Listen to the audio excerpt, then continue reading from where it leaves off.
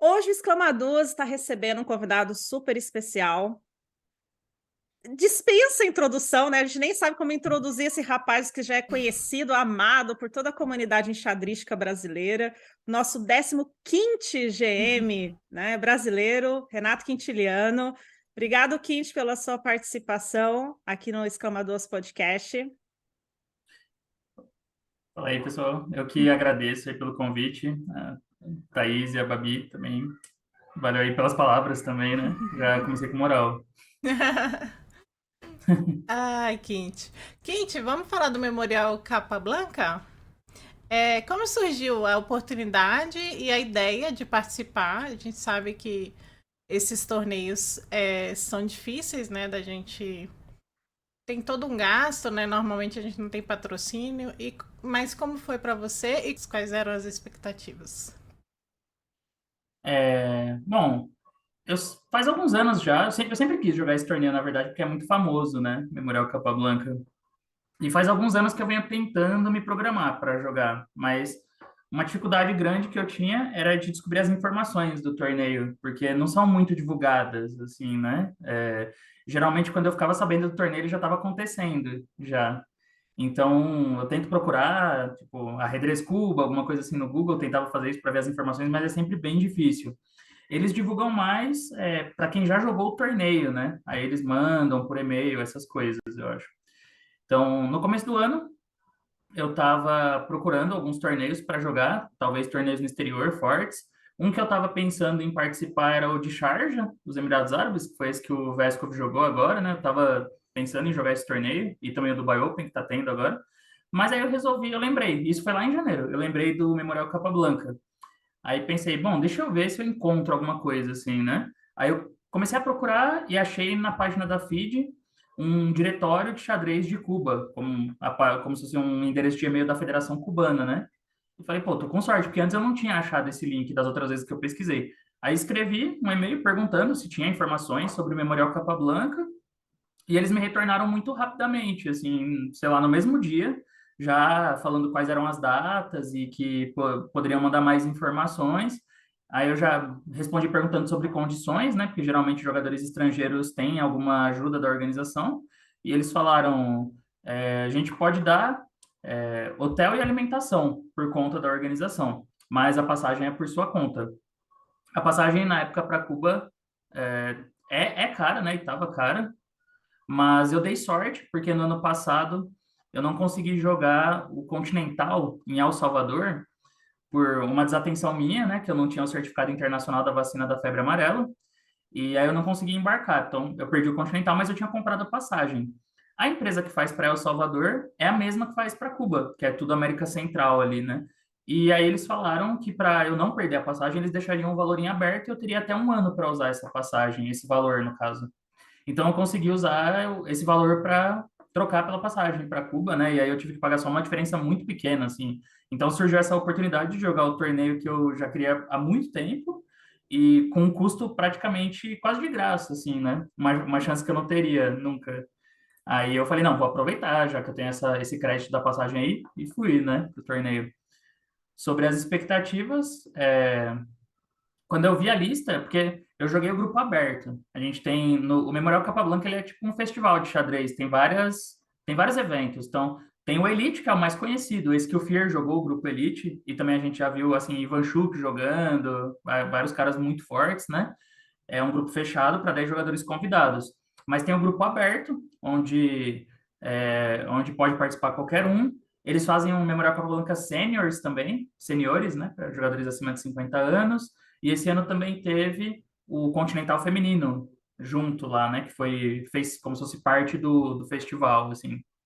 E eu vi que no pré-rank eu era o pré-5, era o número 5 ali por ordem de rating. Então, eu treinei desde janeiro, que eu já sabia que eu ia jogar o torneio, com o objetivo de que eu achava que se eu chegasse lá em boa forma, eu podia ganhar o torneio mesmo, tinha a chance de ser campeão, porque se você é pré-5, teoricamente não tá tão longe assim do pré-1, né? A diferença de rating não era tão grande pro pré-1. Mas eu sabia que ia ser um torneio duro, porque tinha muitos jogadores fortes, assim, principalmente acima de 2.300, então eu já sabia que ia ser difícil. Mas eu tinha essa expectativa de se eu chegasse jogando meu melhor xadrez, dava para ganhar o torneio. E aí a gente entra nessa questão do seu desempenho concreto, né? Assim, quando a gente Uhum. vai, eu imagino, né? Você vai jogar um torneio desse que é a primeira vez que você vai, então você constrói uma expectativa, você vê né, a lista dos jogadores que vão estar lá, e aí tem o resultado concreto, né? A realidade dos fatos, e eu acho que em Cuba tem uma particularidade que com certeza você vai comentar, que é essa questão do rating cubano ser pouco diferente da força real, né, dos cubanos. Hum. Isso tem um aspecto interessante, eu já tinha ouvido falar muito disso, acho que você chegou a comentar isso nas suas redes sociais. Mas como que você avalia o seu desempenho, né? Assim, passado já algum tempo, provavelmente você já analisou todas as partidas.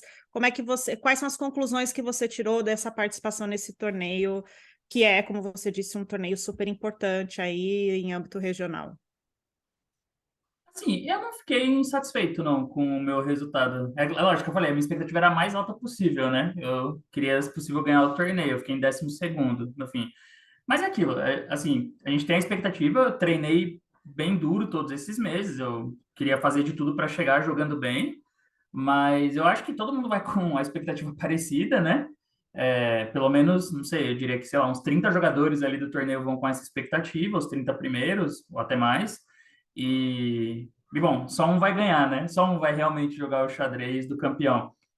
Também eu sabia, apesar de eu ter essa expectativa alta, eu sabia que não ia ser um caminho fácil de forma alguma, porque vendo a lista assim, eu já percebi uma coisa, uma particularidade, que é ter muitos jogadores lá. Tinha muitos estrangeiros também, mas tinha muitos jogadores de lá de uma faixa de um nível acima de 2.200. Então, muitos jogadores com 2.300, 2.400, sei lá, dezenas, uns 20 assim. É algo raro da gente ver, porque nos torneios aqui no Brasil, geralmente, mesmo nos torneios mais fortes, você tem ali talvez alguns 2.600 jogando, aí tem alguns 2.500, tem poucos 2.400, menos ainda 2.300, e vai cada vez tendo um número menor, né? Assim, da faixa quando vai baixando essas faixas, até quando chega ali nos 2.000, 1.900, começa a ter muito mais gente.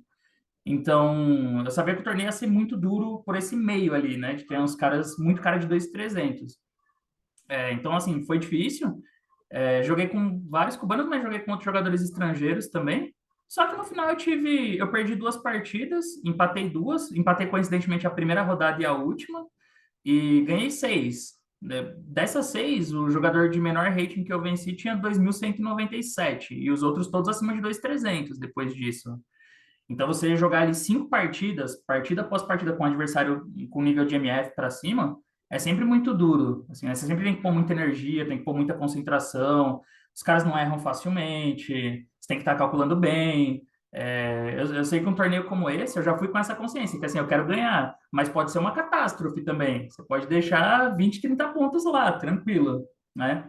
Então, enfim, eu cheguei na última rodada jogando na mesa 5. Se eu ganhasse essa partida, eu acho que eu ficaria em quarto lugar, ou quinto. Não, eu ficaria em quarto. Se eu ganhasse essa partida, eu ficava em quarto ou em quinto, não tenho certeza.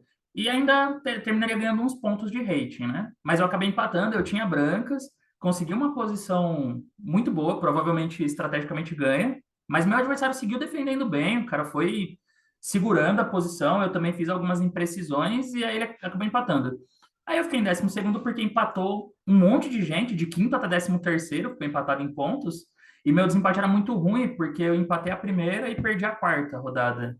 Então eu vim meio que ali pegando uns adversários mais fracos, teoricamente, né? Os caras de 2.300. Eu não joguei o torneio inteiro lá em cima, eu vim pegando o pessoal de 2.300 para subir. Então, como meu desempate era ruim, eu fiquei em 12º, mas foi um mega empate, assim, do quinto até o 13º. Eu não fiquei insatisfeito, não. Achei que eu lutei bem nas partidas, né? As partidas que eu perdi, não fiquei tão chateado com elas, assim. Eu perdi para o campeão do torneio, o cara que depois viria a ganhar o torneio na oitava rodada.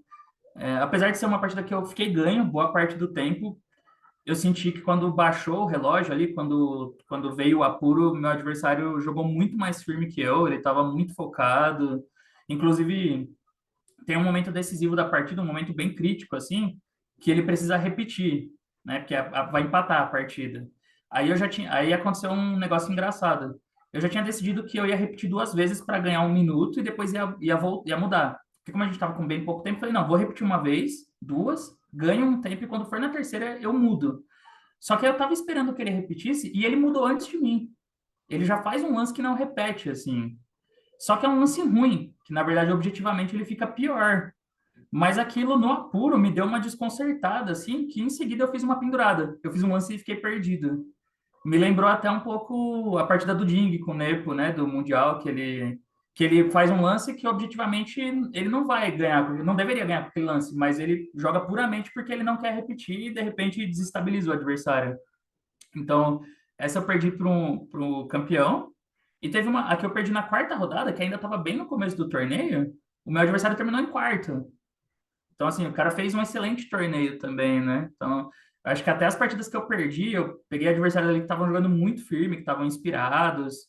O que eu senti, assim, é que eu tive problemas com apuros de tempo. É o tipo de coisa que acontece quando você está meio fora de forma. E apesar de que eu estava treinando bastante, o último torneio que eu tinha jogado tinha sido em janeiro. Então, eu estava sem muita experiência recente de torneio, assim, né? Aí eu senti que isso, na hora dos apuros, eu fiquei mais nervoso. Eu deixei passar mais coisa nos apuros do que eu deixaria normalmente. Acho que isso foi o que me pegou um pouquinho. E às vezes não, né? Sempre para você ficar na parte de cima do torneio, são esses detalhes que contam, né? Você tem que estar muito firme em tudo. Tem que estar calculando bem, preparando, concentrado, jogando bem os apuros, defendendo. Tem que fazer tudo isso, né? Por isso que é difícil de ganhar, né? Mas foi uma experiência muito legal. É, sobre essa coisa do rating deflacionado, né? Ó, pela minha experiência, voltando de lá, eu digo que isso é um pouco lenda. Eu achei um pouco lenda. Assim, por exemplo, joguei com vários cubanos desse rating, 2.300, 2.400. Eu não senti uma força normal desses jogadores, de você falar, não, o cara tem 2.300 e joga a força de um GM. Não, eu vi eles cometendo erros típicos dessas faixas de rating, de cálculo, de avaliação, ou posicionais, que são típicos daquela faixa, né? Não achei que estava com a força muito diferente. Mas o que eu vi realmente diferença é que lá tem muitos jogadores com esse nível. Muitos. Assim, a cena do xadrez cubano ela é muito forte. É tudo isso que a gente sempre ouviu falar mesmo. Tem muito cara de 2.200, muito cara de 2.300, muito cara de 2.400 que jogam ali. E eles têm muitos torneios ali, é que a gente não fica sabendo dos torneios. A maioria desses torneios não sai na base de dados. Eles têm a base cubana. Pouca gente sabe disso. Eles têm uma base que chama Super Cuba, Eu que não são só as sabia. partidas dos jogadores cubanos. Exato, eles Legal. têm a base dos cubanos. Então, eu acabei descobrindo essa base no meio do torneio, lá no comecinho do torneio. Aí eu comparava, por exemplo, eu pegava um adversário que na Mega Database tinha 300 partidas. Na base cubana esse cara tem 800. 200 na Mega Database, 600 na base cubana. E aí você vê torneios recentes, do ano passado, não só o Memorial Capablanca, vários torneios. Então eles têm uma cena muito ativa. Esses jogadores, por ter uma quantidade muito grande de caras acima de 2.200, eles têm muita experiência de jogar partidas difíceis também, eu acho. Então, assim, isso faz um pouco de diferença. Você vai jogar contra um cara 2.300, 2.400, você não tem noção de que ele já enfrentou muitos jogadores do seu rating e do rating dele, assim. Então, ele não vai te, digamos, respeitar demais, assim, ele não vai subestimar, mas também não vai respeitar demais. Ele vai jogar ambicioso, ele não vai ter medo. Isso é o tipo de torneio que acaba sendo um desafio, porque você sabe que você vai enfrentar vários adversários que são um rating mais baixo que o seu, só que não é um rating tão mais baixo, então são adversários muito perigosos, e eles vão tentar te ganhar as partidas, né? Isso torna bem desafiador, assim, mas eu gosto desse tipo de torneio, então achei bem legal a experiência. É interessante isso. É, você pensa assim que isso falta no Brasil?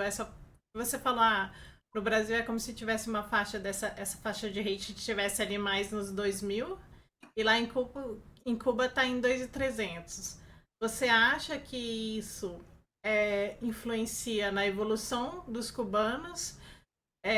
Poderia ser melhor para eles por ter esses torneios do que pra gente aqui, para essa faixa de rating? Tem Acho que sim. Acho que sim, né? É, Ajuda. Eles têm um. É que quanto mais difíceis as partidas, mais você aprende, né? Mais uhum, experiência você pega. Então, sim. se você ficar jogando sempre torneios que não são tão desafiadores, você tende a aprender menos, né?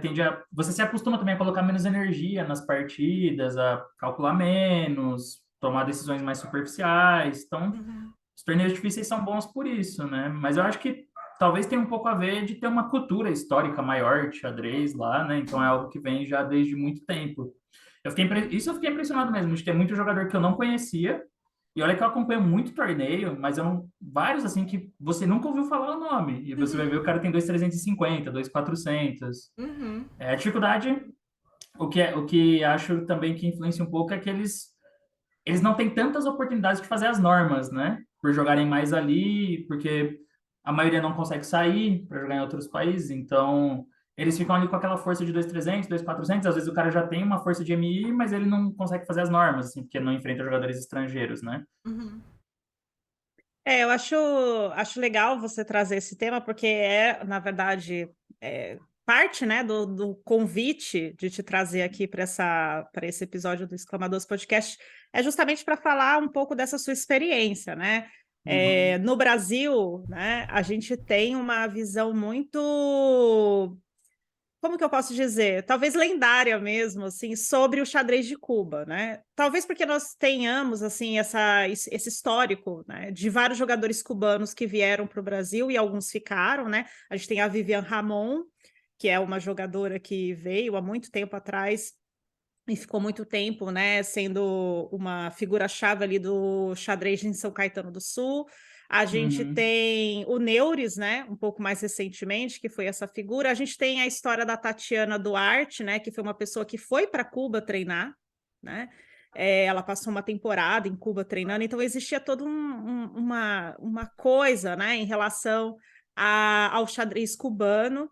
É, nesse torneio que você conhece bem, né, que são os jogos regionais, os jogos abertos, sempre tinha essa regra de poder trazer um estrangeiro e havia um grande esforço de identificar, né, assim, vamos trazer um cubano, né, como se fosse assim a chave do sucesso da equipe era trazer um cubano. E era isso que você está falando. Trazia um fulano desconhecido, um cara de 2.300, o cara chegava nos regionais abertos e arrasava É, geral, né? mas teve isso numa equipe que eu joguei um ano por São Caetano. O cara trouxe um. Inclusive, eu encontrei ele lá agora, chama Luiz Lázaro Agüero. Ele é GM hoje. Na época ele era MF ou MI? Não, na época ele era MF, mas já tinha virado MI e estava esperando sair o título. Era sub-21 ainda, regionais. Aí trouxe era eu, ele, o Evandro e mais um a equipe. Mas o Evandro, na época, eu não lembro se ele tinha 2.300. O Evandro já era MF também, acho que eu não era ainda.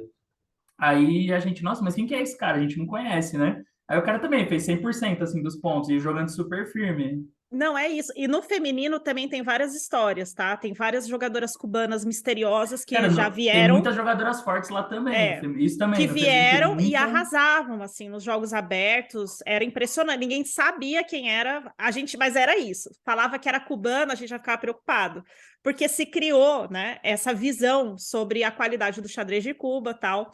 E assim, você esteve lá. Você teve a oportunidade de jogar esse torneio, de ver Sim. essa realidade. Acho que você já trouxe vários dados interessantes, mas eu queria que você contasse mais assim sobre o que que você viu, o que que te chamou a atenção, no que você acha que realmente tem essa diferença.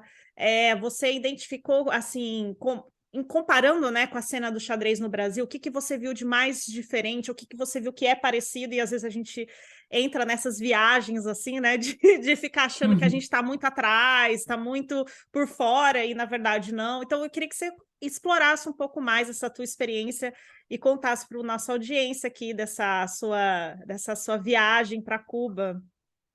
Não, o que eu acho que realmente me chamou mais atenção é deles terem esse nível médio mais alto. Ter mais jogador. Porque é o que eu falei, por exemplo, você pega no Brasil aqui, algum jogador que chega em 2.300, ele já se destaca bastante, assim, porque tem poucos 2.300, né? Tem alguns ali, mas se você pegar, por exemplo, o top 100 do Brasil, sei lá, eu diria que provavelmente quando chegar no número 30, assim, já deve ser alguém abaixo de 2.300, alguma coisa assim.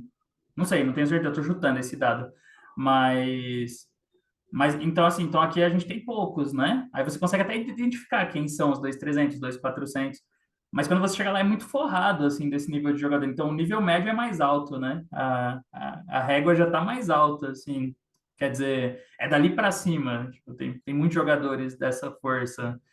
Eu, em geral, achei o jogo do pessoal que eu vi ali nas partidas do lado muito prático, assim, eles tomam decisões muito práticas, mas tá todo mundo preparado também, o pessoal estuda, tipo, eu não encaixei nenhuma abertura quase contra os cubanos, assim, eu tive que improvisar nas aberturas, eles são preparados, Eles estão sabe? ligados, assim, desse movimento mais global do Não, xadrez. Eu não, digo, não, eles isso estão aí informados, estão ligados, não é? É não, porque a com gente tem essa certeza. visão de que o embargo, né, poderia chegar até num nível assim extremo de tipo isolar eles desse Não, mas do isso não mundo do tem xadrez, como. entendeu? É isso que eu queria que Aham. você falasse assim, eles estão ligados, estão atualizados, estão Então, com acompanhando os certeza. torneios, estão ligados de tudo. Uhum. Eles estão melhor que a gente, pô, tô falando nesse caso, né? Quando eu vou lá, eu não consigo ver as partidas dos caras porque não sai. E eles têm 1.600 partidas minhas para preparar. Tipo assim, seria um pouco exagero, eu acho, achar que em Cuba o cara não tem um chess base, não consegue procurar uma partida. Eles preparam, pô, com certeza. Porque eu conversei lá com os adversários depois das partidas, né? É que realmente eles têm essa dificuldade bem clara, assim, de conseguir juntar dinheiro para fazer uma viagem para o exterior. Para jogar Assim, fora, né, e cumprir os requisitos de norma. só que é aquilo também. Para quem está aqui também, 90% dos jogadores aqui também não consegue fazer uma viagem para jogar um torneio no exterior. Isso, a gente fala isso, mas tipo aqui também, né? Quantos jogadores que vão para a Europa jogar um torneio de norma? Quantos? Ou mesmo que vão jogar um torneio em algum país sul-americano. Mas tudo bem, ainda assim, para eles lá é bem mais difícil, eu diria, né? Leva muito mais tempo para eles conseguirem planejar uma viagem e tal. Mas eu tive a impressão de que pô, os caras preparam normal, estudam, estão por dentro das teorias. Por exemplo, eu fui jogar contra um desses, o que eu perdi na quarta rodada, né?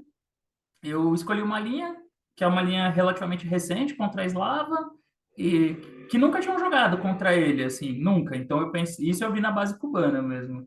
Eu falei, bom, então, pelo menos tem uma chance de ser uma surpresa, né? E eu tava de branco, falei, bom, pelo menos tem uma chance de ser uma surpresa e fazer o cara gastar um tempo na abertura, e aí eu vi umas ideias ali. Mas assim, na hora que eu joguei a linha, ele seguiu jogando ao toque, pareceu muito pouco surpreso, eu nunca tinha jogado também a linha. Eu nunca tinha jogado. Mas ele parecia muito pouco impressionado, seguiu jogando rápido. E no final ele entendeu a posição melhor que eu ainda, cara. Ele resolveu tudo, a abertura. E aí, quando apurou, assim, eu joguei um lance errado e já fiquei pior. E ele aproveitou super bem a chance. Mas me pareceu preparado, assim, conhecia a posição, tinha estudado, não sei. Foi muito. O cara tava muito por dentro, assim. Então acho que tem um pouco das Dá até, lendas. Eu acho que tem um dá pouco até das uma lendas. decepção, né? Nessa hora que começa a jogar o toque, você fala, ah, não é possível. Não, é porque, assim, a gente pensa às vezes, pensando que não tem acesso à tecnologia, mas eles têm lá. Eles têm, sim, tipo, assim, guardadas as proporções, por exemplo, o que eu vi da internet lá, né? A internet tem algumas praças do governo, as praças são estatais lá, onde eles conseguem acessar a internet. Eles têm que comprar um cartão, e aí esse cartão tem horas, tem tempo que você pode ir lá nos pontos e conectar na internet e usar. Eu vi as pessoas usando normal, assim, tipo WhatsApp, Instagram, Facebook, redes sociais normais.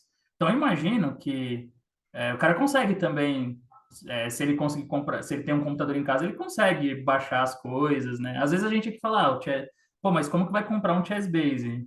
Mas assim, eu conheço pouca gente que compra o Chessbase. Né? Tem isso. Né? Que o Chess Base não E, esteja nos escutando, né? Mas e todo mundo tem, mesmo assim, né? E todo mundo sim. tem. Eu também conheço quase ninguém que compra a Mega Database, mas todo mundo consegue ver minhas partidas na Mega Database. Como assim? Então, você sempre dá um jeito, né? Sempre consegue de algum É. jeito. Eu tenho uma curiosidade que é o seguinte: você conheceu gente que trabalha com xadrez em Cuba, assim, que é professor, treinador, você viu esse tipo de experiência lá entre os jogadores? Os jogadores que você viu, essa grande massa, né, de 2.300, esses caras só jogam xadrez, esses caras trabalham e xadrez é meio a segunda atividade. Como é que é essa coisa da profissionalização do xadrez lá? Vixe, isso eu não acabei não perguntando. Eu tentei conhecer o clube de xadrez, Clube Capablanca, chama, que era bem perto do meu hotel. Mas em três oportunidades que eu fui lá, em duas estava fechado e uma que eu fui estava aberto, mas estava vazio. Então eu queria ver como que era uma aula, ver o pessoal jogando ali, mas o clube estava bem vazio. E tinha um aspecto de estar um pouco abandonado também, assim, né? Não tava bem cuidado e tal, então acho que até por isso, talvez, meio vazio. Mas no dia que eu fui, que tinha um cara e uma senhora, né? Ele falou assim para mim: as atividades começam na parte da tarde. E eu ia depois do café da manhã, que era umas 10, 10:30. Mas um dia, quando eu fui à tarde, estava fechado também. Então, eu acabei terminando a viagem sem pegar o clube funcionando, assim, né? Agora, isso é interessante mesmo. Na hora, eu conversei com os jogadores que eu enfrentei lá, mas eu nem lembrei, tipo, nem Uhum. perguntei isso, assim, se eles É, davam porque, por aula, essas exemplo, um coisas. cara de 2.300 no Brasil, esse cara com certeza, assim, não vou falar com certeza porque é difícil, né, afirmar assim, mas eu digo, é muito provável que esse cara só jogue xadrez, né, no seguinte sentido, de que ele seja já um atleta e que provavelmente ele tem toda a vida dele de trabalho estruturado a partir do xadrez, seja como treinador, seja dando aula, seja produzindo Uhum. material, enfim. Um cara de 2.300 no Brasil tem, vamos dizer assim, tem condições para fazer isso, né? Agora, se você está num lugar onde muita gente tem 2.300, eu fico me perguntando, será que esses caras assim trabalham o dia inteiro e ainda tem 2.300 de rating, sabe? Como é que pode Me assim, né? ajuda, né? Eu, me dá Me a receita ajuda. aí, como é que faz? Né? Eu ficaria curiosa de saber. E também essa questão que eu vi, né? Eu acompanhei, né? Esse torneio, né? Tentei olhar nos sites cubanos, né? O que estava acontecendo. E me impressionou muito, como você disse, era um festival e estavam tendo várias atividades paralelas. E a quantidade de crianças jogando, né? Eu fiquei assim, Sim. meu Deus, assim, muita criança jogando. E eu fiquei pensando, bom, alguém tá dando aula a essas crianças, alguém tá, né? Alguém tá orientando essas crianças. Não é possível esse monte de criança assim, né? Essa quantidade de crianças jogando. Não que no Brasil não tem, a gente também tem, mas é isso. No Brasil, a gente tem pessoas que se dedicam exclusivamente a isso, a xadrez Uhum. escolar, né, a esse universo, né, de ensinar e treinar, enfim. Então, eu tinha muita curiosidade de saber como é que isso funcionava, mas tudo bem, na sua próxima ida a Cuba, você vai descobrir essa informação Quem aí. sabe Para no ano que trazer vem, né? para a gente poder ter mais esse assunto no podcast, né? Sim. É, vou juntar aqui um monte de coisa, né? Que a Thaís falou desse tempo de treinar e tal. Você também falou do seu tempo que você estava um pouco fora de forma. E esses dias eu estava pensando sobre o meu xadrez. Eu pensei, nossa, xadrez é um pouco meu lazer, é o meu esporte e também é a minha profissão, né? Tipo, vivo xadrez. Mas, em nenhuma hipótese, eu estou próxima do FIA.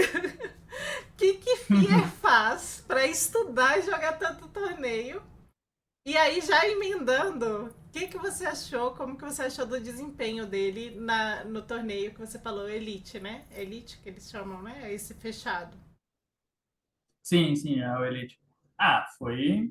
Só não dá pra dizer que melhor impossível porque ele ficou em segundo, né? Se ele ficasse em primeiro.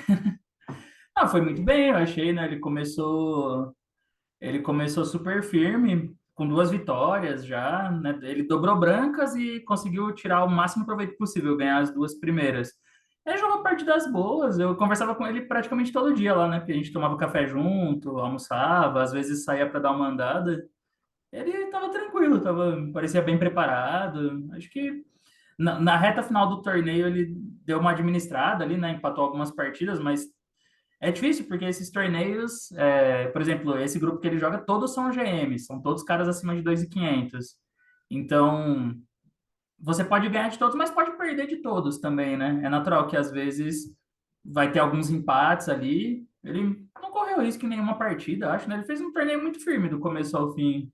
Assim, seria muito histórico se um brasileiro ganhasse esse grupo Elite, né? Seria muito, muito histórico. Porque se eu não me engano, bom, alguém pode me corrigir se eu estiver errado. Eu acho que um brasileiro ainda não tinha jogado o grupo Elite do Memorial Capablanca. Eu sei que vários já jogaram Eu aberto. também vi essa informação, assim, que um brasileiro nunca tinha sido convidado para jogar, porque Sim. né? Enfim, é um torneio que tem toda essa história, né? Toda essa tradição. Mas eu achei curioso, vamos dizer assim, o line-up deles, né? Assim, claro, tem uns nomes ali que são bem conhecidos, por exemplo, Iturrizaga, né? Que é um venezuelano que mora na Espanha, já está naturalizado. Acho que alguns nomes eram, assim, digamos, mais naturais, mas eu fiquei curiosa de saber como esse convite chegou até o FIA, né? Se realmente o que. Porque assim, é como eu disse, né? Eu vou acabar me repetindo aqui, mas é verdade, assim, a gente sempre teve um movimento inverso, né? A gente ia atrás dos cubanos, né? Os cubanos nunca vieram atrás da gente, assim, Uhum. né? Então, ver Sim. esse movimento, né? Como é que identificaram no Fear, né? Essa figura que poderia compor, né? E ele foi muito bem, né? Eu acho que ele deu um azar mesmo ali na última rodada, porque, enfim, né? Essas coisas que só a dinâmica do torneio mesmo que se explica ali. Mas eu achei bem curioso, né? E aí tinha você também como brasileiro. Eu acho que até para os próprios cubanos deve ter sido surpreendente, assim, aparecer dois grandes mestres brasileiros lá em Cuba, né, para jogar. Assim, eu não sei até que ponto eles são familiarizados, né, com o Hum. xadrez no Brasil. Assim, eles chegaram a comentar isso com você, assim, pô, a gente não. Hum. Não, normal, só mais um Normal, gêmeo para normal. eles, para Apareceram os ele, brasileiros aí em só, Cuba, tá só mais um tranquilo. gêmeo para eles fazerem norma em cima, né? E ainda teve a Juliana e a Tawane, né? Que foram No jogar Continental, o Continental, né? Então apareceu sim. quatro titulados brasileiros lá em Cuba e eles, tudo bem. Mas Assim, eu sei que um dos GMs cubanos que estava jogando lá, que estava no Elite, que era o Lelis Duane Martinez, acho, ele é amigo ou conhecido do Fiera, assim, eles se conhecem, então não sei se de repente ele indicou, né, alguém estava pedindo sugestão de jogadores de 2.600, assim, porque tem que ter no mínimo 2.600 para ser convidado pro Elite. Não sei como que chegou nele o convite, ele não falou, não. Mas foi legal, né? Porque já foi histórico, assim, um brasileiro jogar e ficar em segundo. Já foi bem legal. e o Continental?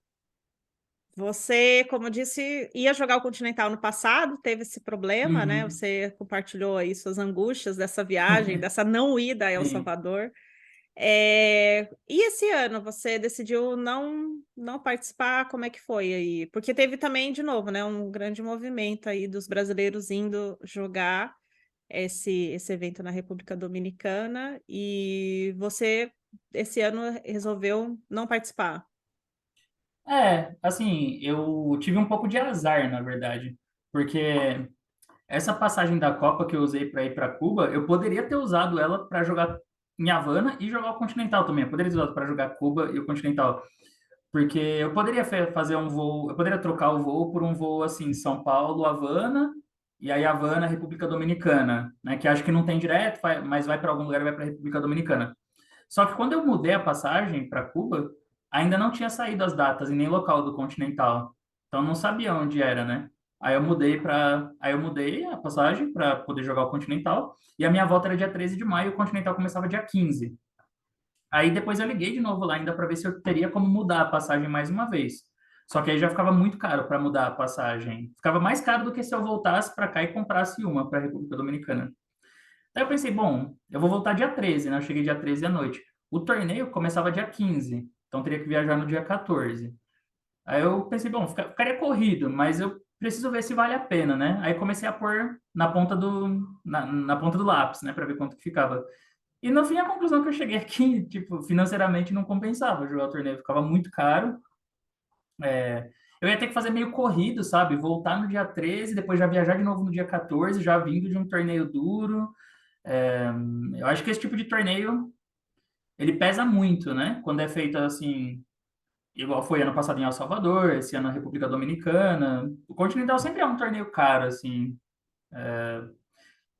Se você tem um patrocínio que cobre tudo, que fala, não, a gente paga tudo, tá bom, aí eu ia jogar, né? Mas geralmente para um jogador que tá pagando o torneio, você tem que, sei lá, ficar entre os 5 primeiros para recuperar o que você tá gastando. Então você tem que classificar para a Copa, tem que ganhar o torneio, assim. Isso é para recuperar ou ganhar muito pouco.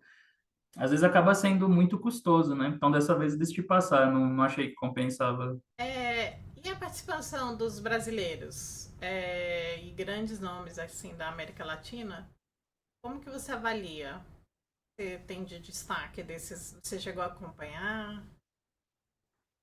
Eu acompanhei, sim, durante o torneio, eu fiquei ligado nas Uhum. partidas, vendo os brasileiros, mas vendo as outras partidas também, porque eu gosto de acompanhar torneios em geral. Algo que eu achei que foi uma coisa que me surpreendeu é como teve jogador favorito largando ponto, assim, e isso é uma mostra de uma coisa que eu já venho falando nos últimos anos, que é assim, eu falei de Cuba ali, que o nível médio é alto, né? Mas eu tenho a impressão de que o nível médio do xadrez em geral, ele tá cada vez mais alto, assim, tá subindo. Às vezes isso não se reflete muito no rating, mas tá subindo o nível de entendimento médio do pessoal. Eu já acho que hoje, por exemplo, você pega um jogador de 2000, vamos supor, alguém do meu rating, 2.500 ou, não sei, 2.450, alguma coisa assim. Não é a mesma coisa do que jogar com um cara de 2000, digamos, 5, 6 anos atrás. É muito mais difícil.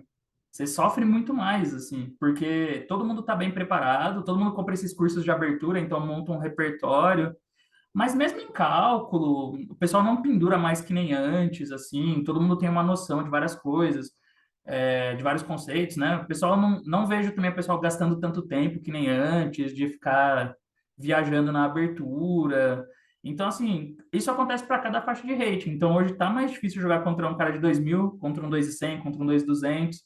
E não é à toa que você pega esses torneios abertos, assim, e vê muito resultado de grande mestre empatando com um cara de 2000, empatando com 1.900, perdendo para um 2.200, perdendo para um 2.300. Isso aconteceu bastante no Continental. Se pegar ali toda a rodada, tinha um MI ou um GM perdendo para alguém ou empatando. E às vezes até os caras ali do topo, de 2.600, logo na segunda, terceira rodada já estavam largando ponto já. Aí, aí o torneio fica muito difícil, né? Eu percebi isso, que para a maioria dos favoritos, eu não lembro agora como que foi a classificação final, né? O que me chamou a atenção é que classificou um menino dos Estados Unidos, de 2.385, que ficou em quarto. E quem ganhou o torneio foi o George Mayer, eu acho. Isso, que é ele representa o Uruguai, mas ele é alemão, né? Isso, ficou George Mayer, os classificados foram George Mayer, o Albornoz, o menino americano, 2.300, e segundo foi o Cristóbal Henriquez? Não, foi o Corrales, eu acho, que é cubano. Eu acho que foi esse cubano, eu também não tô me lembrando agora, mas eu lembro que também era um nome, digamos, né? Corrales Não, Jiménez, né? não tá ali naqueles no nome assim, nos top ali, né? Do É, rate 2.500. inicial. Mas esse cara ganhou o Continental no Brasil de 2009. O Continental do Brasil que foi feito em 2009 ganhou ele e o Shabalov. Esse cara, o Corrales. Então aí você pega, ó, ganhou o Meyer 2.600, tá? Aí segundo o Corrales, 2.500. Já não seria um dos favoritos. Terceiro, o Albornoz, 2.600, 2.590, tudo bem esse. E terceiro, um cara de 2.385. Então, assim, tem vários favoritos aí que a gente pensaria que poderia chegar antes, né? Tipo, Mareco mesmo, o próprio Sup. Tinha uma galera ali de 2.600, né? Jogando. Mas eu não sei se a maioria dos jogadores ainda não percebeu essa diferença do nível médio, mas, por exemplo, o Continental, ele é um torneio que, pelas minhas experiências, né, passadas, é... ele é um torneio que você precisa começar muito bem. Então, você tem que, pelo menos, ganhar as 3 primeiras, 4 primeiras ali, digamos, para um GM, vai. Um GM da minha força, 2.500. Você tem que ganhar as 3 primeiras ali que você é favorito, e aí a partir da quarta que você vai pegar outro GM, assim, se for um cara de mais rating, aí você pode começar a empatar, só que tem que acertar alguma partida também, então você tem que estar muito consistente durante todo o torneio.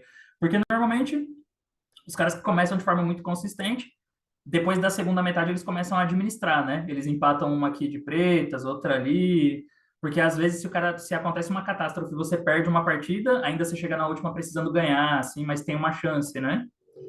Agora, como eu vi muitos jogadores largando pontos no começo do torneio, os caras de 2.600 mesmo, eu já percebi que ia ficar difícil para eles. Porque se você tá ali na terceira, quarta rodada e já tá empatando, ou você engata uma sequência de muitas vitórias, ou você vai sofrer lá na frente, né? E se perder alguma partida já fica muito difícil. Então, o torneio é sempre muito difícil, o Continental, eu acho, né? Muita coisa ali, são só os 4 primeiros que classificam para a Copa, então é muita coisa em jogo. O meu, eu já cheguei algumas vezes, por exemplo, com chance na última rodada que se eu ganhasse eu ia para o desempate. Mas foi o máximo que eu cheguei, assim. Aí eu perdi essa partida que se eu ganhasse eu ia para o desempate. Então, assim, nunca cheguei tão perto, assim, da vaga, né? Não, e agora acho que tem um outro problema também, que isso eu acho que talvez os jogadores ainda não se adaptaram.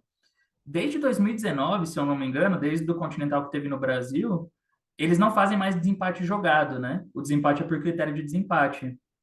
O desempate é por critério, não desempate é por critério, desempate fica estranho, desempate é por critério.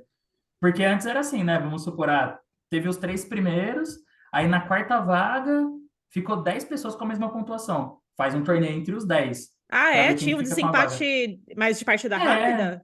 era sempre jogado. Sempre Olha, foi eu não jogado. sabia desse detalhe, não. Não tinha me atentado a isso, não. Eu achava que sempre tinha sido pela, pela tabela mesmo, Ah, né? Pelos critérios.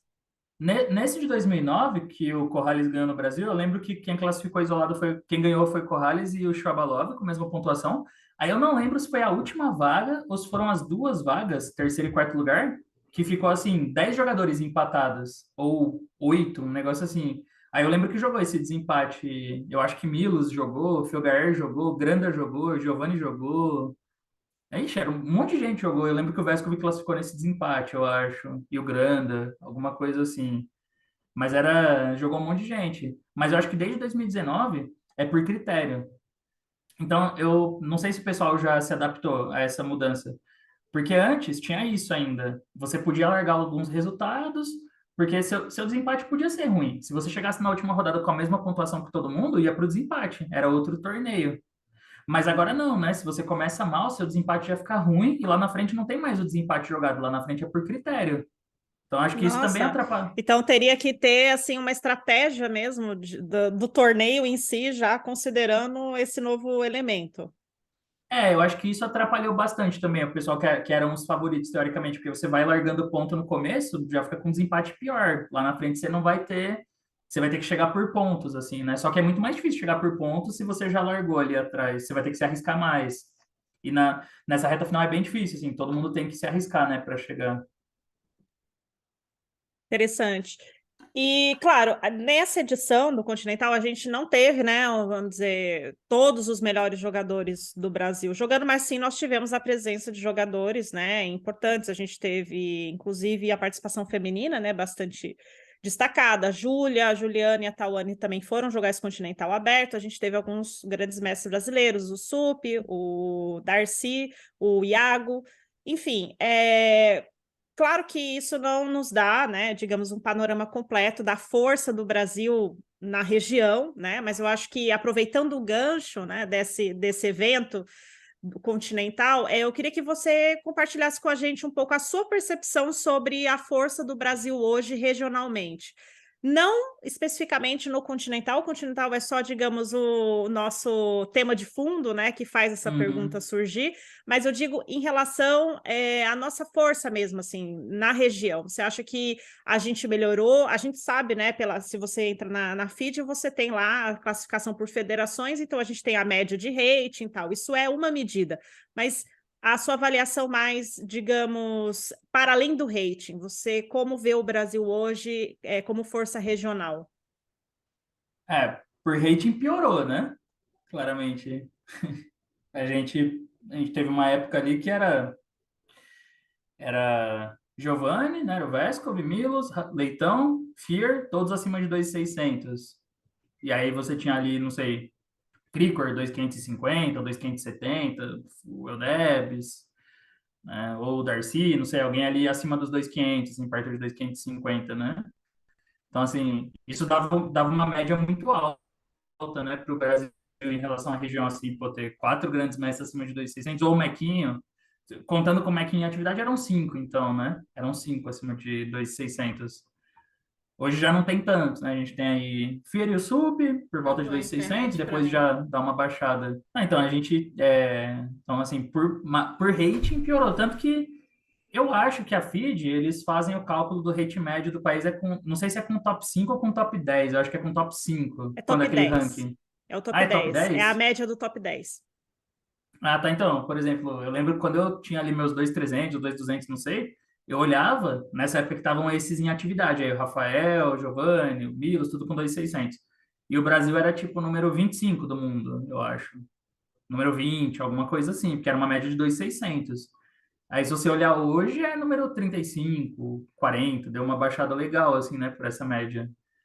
Mas, assim, em relação à região, não sei, eu acho que é parecido. Eu também não vejo muito, não vejo nenhum país sul-americano que está despontando muito, sabe? Lá em Cuba, eu dividi quarto com um menino colombiano, um jovem grande mestre colombiano. O título dele saiu faz, não sei, um mês. No torneio lá de Cuba, fazia uma semana que tinha saído o título dele. E ele é o segundo GM mais jovem da história da Colômbia. O outro, ele virou ano passado, e o outro virou alguns meses antes dele, que é o recorde, o GM mais jovem da Colômbia. E pelo que eu conversei com ele, eu percebi que lá está tendo um movimento grande assim de incentivo ao xadrez de fomento. Então, eles têm muitos torneios, eles têm circuitos de torneios abertos, tem circuito de torneios de norma. O treinador dele mesmo pegou meu contato e falou: Não, vou ver se eu te convido para um torneio de norma de GM. A gente está fazendo toda hora lá torneio de norma de GM. O Cricor já tinha comentado comigo que estavam fazendo vários torneios de GM na Colômbia, que tinham convidado ele. E aí eu vejo que lá está tendo um movimento grande, assim, para aparecerem mais jogadores. Ele mesmo, esse menino que eu conversei, que eu dividi quarto, né? Eu conversava bastante com ele. E aí um dia eu perguntei, como que é seu treinamento? Aí ele falou assim, eu falei assim, você treina muito? Como que é seu treinamento e tal, né? Aí ele falou, de segunda, quarta e sexta, eu treino das 7h30 até 6h30, das 7h30 da manhã até 6h30 da tarde. E de terça e quinta, aí eu treino menos, eu treino das 7h30 até 1 da tarde só. Aí eu falei, caramba, todo dia você Isso, faz minha isso? gente. Apenas. Apenas, apenas, Apenas. apenas. Tá leve, né? Tá leve. Imagino que não seja assim, para o pessoal não ficar assustado, né? Não é que ele fica estudando das 7h30 da manhã até 6h30 da tarde na Sem parar, masmorra, né? né? Nem come. Não, mas assim, Tem ele tem um plano um de cronograma. treinamento que Isso, ele tem um ocupa 3 dias completos da Isso. semana, no mínimo. Tem É um isso. exercício físico, tem, né, diferentes coisas que ele estuda, sim, exatamente. Mas assim, ele treina todos os dias. E esse lugar que ele treina não é na cidade dele, é numa outra cidade próxima da cidade dele. Ele volta de domingo para ver os pais. Ele não mora com os pais dele, ele Nossa. mora onde ele treina. Quantos anos Aí tem? eu perguntei, 18 e 2.520, assim. Aí eu perguntei para ele, eu fiquei curioso, eu perguntei, mas e como que funciona isso? Isso aí é público ou é privado? É um patrocínio particular e tal? Aí ele falou, não, é. Aí ele me explicou meio por cima que é meio que uma parceria público-privada, assim, é tipo, o Estado entra com um pouco, as empresas com mais um pouco, e talvez o Estado dá um incentivo para as empresas, então eles financiam o projeto, é alguma coisa assim. Aí em várias cidades tem isso, cidades diferentes da Colômbia, né? Então, por exemplo, lá onde ele treina, tinha uma delegação grande de colombianos lá em Cuba, tinha uns 15, assim, Sim, eu reparei nisso. muito colombiano, algumas meninas jogando Continental feminino, algumas meninas jogando Memorial Capablanca aberto e vários meninos. Eu joguei mesmo com um colombiano de 2.300, 13 anos. 13 anos, 2.300. E ele Caramba! falou. E o que estava dividindo o quarto comigo, o Santiago, ele falou que ele acredita que esse menino vai bater o recorde deles de GM mais jovem da história, porque ele já tem 2.300 com 13 anos. Então, Nossa. assim, você precisa ter algum tipo de projeto que façam surgir esses talentos, né?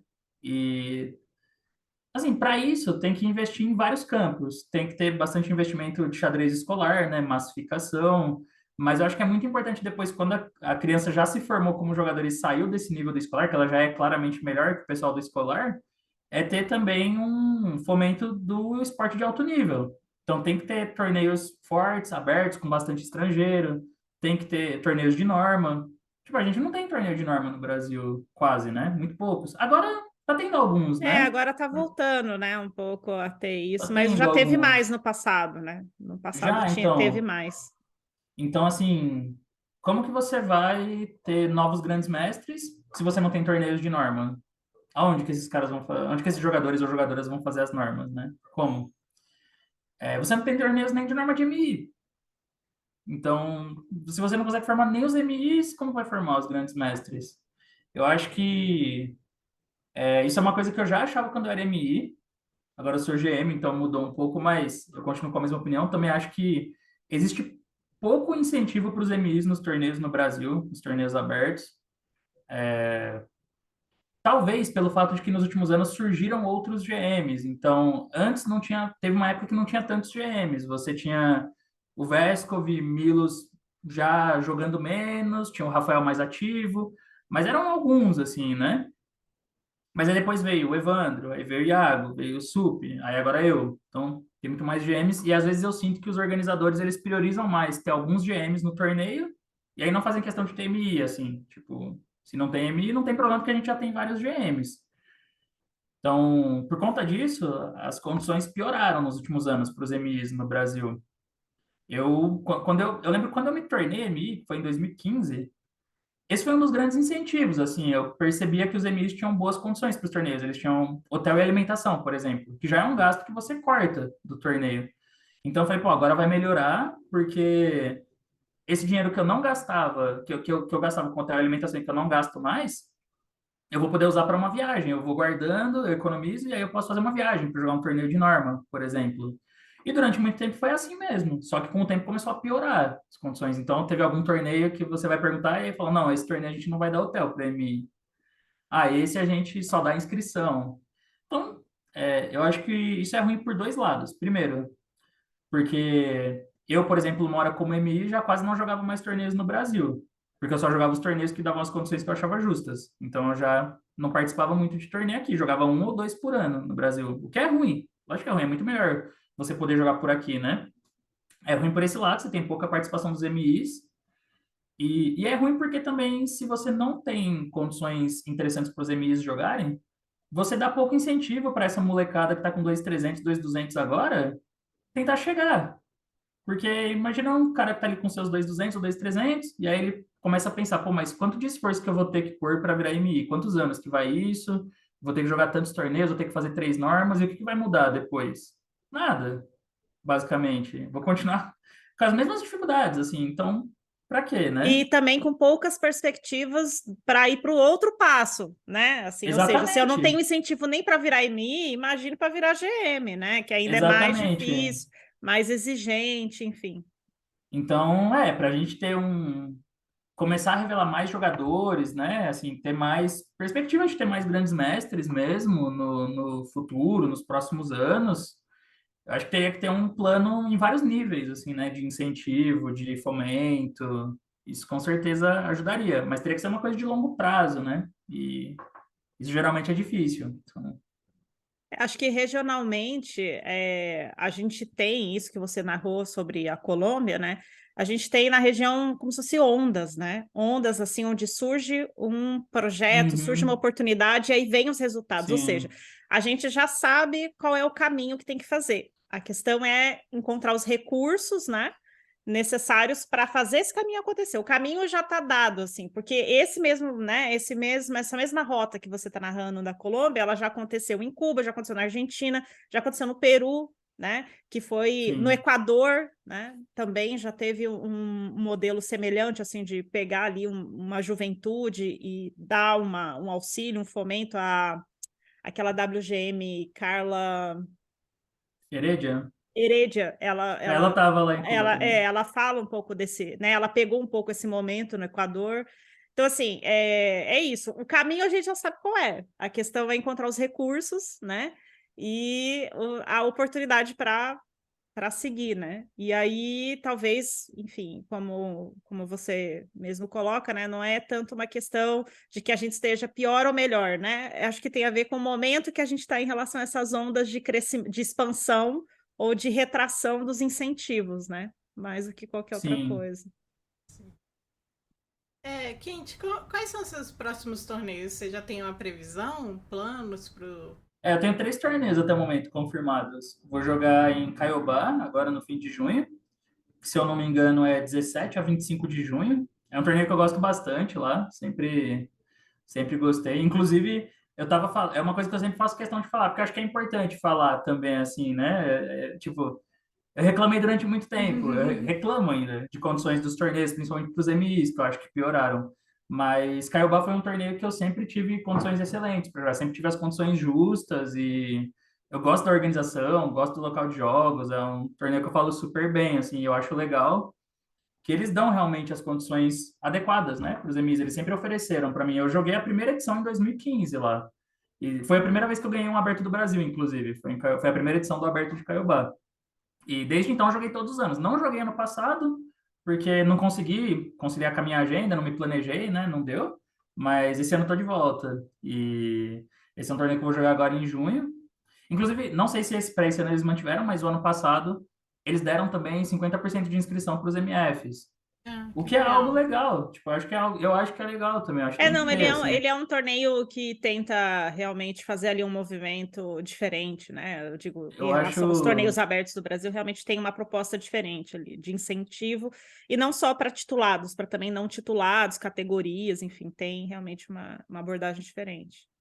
Sim, porque isso é uma coisa também que eu mudei a minha visão um pouco com o passar dos anos, né? Eu lembro que antes eu tinha um pensamento também que esse negócio das condições tinha que ser muito restritas, assim, né? Tipo, tem que ser só para um grupo pequeno que chegou e tal. Mas hoje eu vejo que, depois de ter passado por todos os estágios, né? Por MF, MI, GM, aí eu vejo que, cara, é tão difícil no Brasil você conseguir se dedicar o tanto de tempo que exige jogar os torneios, você conseguir chegar, sabe, nesses títulos que eu acho que, assim, quem chega em MF no Brasil já é difícil pra caramba.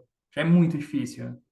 Você tem que adquirir muita experiência, tem que jogar muito torneio, você sobe o rating cai. Tipo, é difícil pra caramba, assim. Então, eu já acho que é legal ter um reconhecimento já, assim, sabe? Um incentivo, algo que ajuda. É pouco, mas ajuda. E se você conseguir ter um padrão onde você tem um incentivo para as pessoas chegarem nesses títulos, de MF, de MI, de GM, claro que obedecendo uma hierarquia das condições, né? Não dá para todo mundo ter a mesma condição, mas você tendo alguns incentivos já é muito legal, assim, eu acho muito massa que eles fazem isso em Caiobá.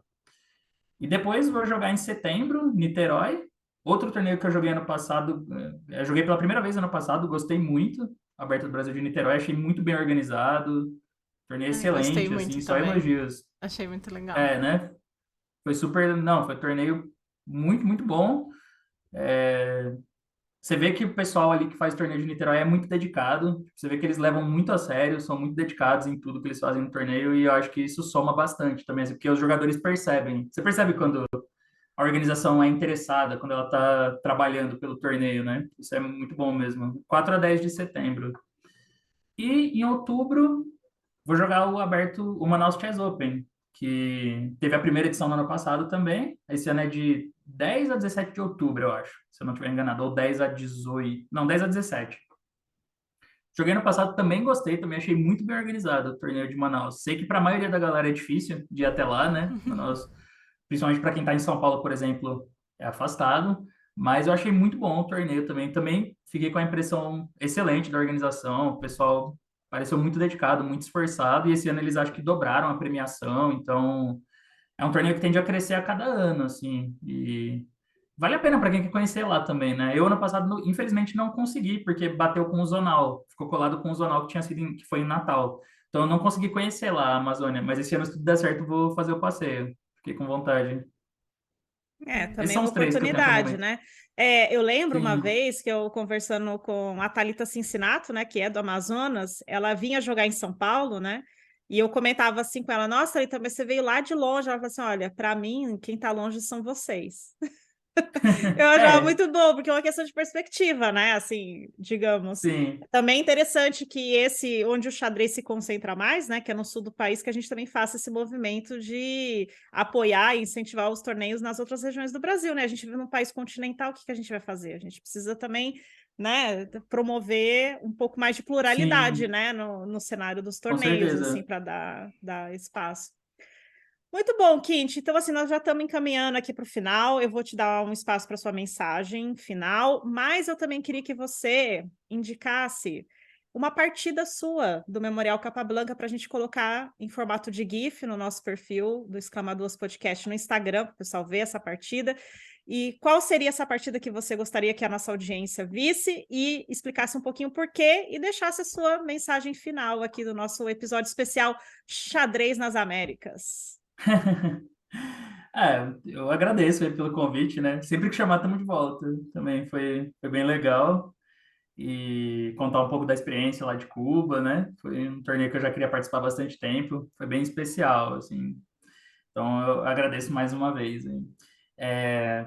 A partida que eu gostaria de mostrar, que aparecesse lá, acho que vou colocar a partida que eu ganhei na penúltima rodada, que foi minha partida preferida no torneio contra o GM David Larinho Nieto. É um grande mestre espanhol que estava lá jogando, o pessoal chama ele de Fo. Ele é um streamer bem conhecido nas transmissões do Chess 24 espanhol, então o apelido dele é El Fo.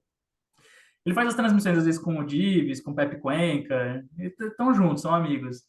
E eu joguei uma partida bem interessante com ele na penúltima rodada, eu estava de pretas, precisava ganhar, uma partida bem importante, consegui ganhar, mas eu gostei porque acho que eu tomei umas decisões difíceis em alguns momentos críticos e terminei arrematando com um ataque de mate, que é uma coisa rara nas minhas partidas. Eu costumo dizer que eu não sou um jogador muito bom de ataque, não. Eu tenho poucas Você não partidas que costuma eu dar ganho mate, atacando. não, Quinte? É isso que você está querendo dizer pra gente? Você não é Não, muito eu sou mais chegado em dar de. mate? Não, eu sou mais de. Eu não sou muito de sacrificar material, eu sou mais de tomar o material. E aí tentar ganhar com material a mais. Sacrificar não é muito minha praia. Mas como essa eu terminei dando um ataque de mate, ainda mais sacrificando a dama, que aí sim é uma raridade nas minhas partidas. Aí eu acho Caramba! Olha que. isso. Não, Imperdível! E não, assim, a não, manchete vai ser Renato Quintiliano sacrifica a dama. Quem perderá? não, e pior que assim, na hora de arrematar com o sacrifício de dama, eu vi o sacrifício de dama, só que tinha um caminho mais tranquilo de ganho, que é assim, ganhar uma peça, eu acho, e aí o cara meio que ia ter que abandonar em alguns lances, né? Aí eu tinha uns 4 minutos, assim, aí eu fiquei calculando, e aí eu fiquei checando 10 vezes o sacrifício de dama para ver que era mate mesmo, assim, era mate, não tinha o que fazer, era mate. Aí na hora eu falei, puta, mas talvez é mais de boa se eu só ganhar a peça, assim, né? Mas foi, Aquela. não, O meu eu interior não É quer aquela, me sacrificar uma consagro peça. ou não me consagro? Me uma luta consagro ou não me interna. consagro aqui nessa partida, entendi. Lutando contra meus próprios demônios. Mas aí eu falei, não, peraí. Aí eu falei, peraí, eu sou Você é grande mestre, mate. pô. Eu já analisei a posição 15 vezes aqui e vi que é mate sacrificando. Não vou me perdoar se eu não fizer isso. Aí eu sacrifiquei a dama e o cara abandonou. Aí, pra minha alegria, ele abandonou. Ele Ele, quando sacrificou, nem ele quis que já eu parou. mostrasse o mate, não é? Ah. Ele Tá abandonou. vendo? Tá vendo como é bom não ser grande mestre? A gente sacrifica a dama, a gente não tem nenhum conflito Pronto. interno. A gente simplesmente vai, entendeu? No amor, assim, só na fé e no amor, e sem conflito nenhum, tá vendo? Tem seu lado ruim ser grande mestre. Sim, mas aí no final eu venci meus medos. Aí eu sacrifiquei e era mate mesmo. Não tinha Ah, visto nenhum incrível. fantasma. Muito Incrível, bom. muito bem. Então aí nós vamos ter aí para os nossos ouvintes, né, os nossos seguidores, essa belíssima partida, essa inédita, histórica partida de Renato Quintiliano sacrificando a dama no Memorial Capablanca. E Mais não uma era vez, um Quinte, muito gambito, né? obrigada. Não Não era um era um gambito? gambito. Não era um... Não, não era. Ainda bem, por sorte. Muito bom. Muito bem, Quinte, muito obrigada mais uma vez pela sua participação. E sempre o espaço aberto para ter você aqui. Você é uma pessoa excelente para estar em podcast. Eu que agradeço. Obrigado.